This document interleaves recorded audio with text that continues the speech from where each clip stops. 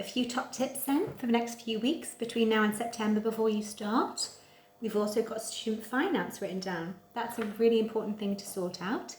No matter what student finance company you are, whether you're Student Finance England or Wales, you need to get that in place obviously before you start. That's quite important for you.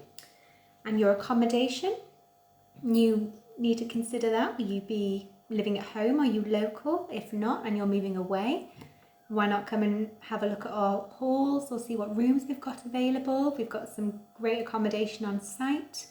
Wrexham Town Centre also has some fantastic accommodation available, and that's only a 10-15 minute walk away from the university. Our accommodation on campus is clean and modern. It's great. If you're first time away from home, you might find it nice being on campus. It's always a bit more social, nice and easy to get to your lectures. And then also with accommodation, just bear in mind the bits and bobs you're going to have to get. So bedding, pots, pans, cooking, kitchen things. So yeah, just bear that in mind.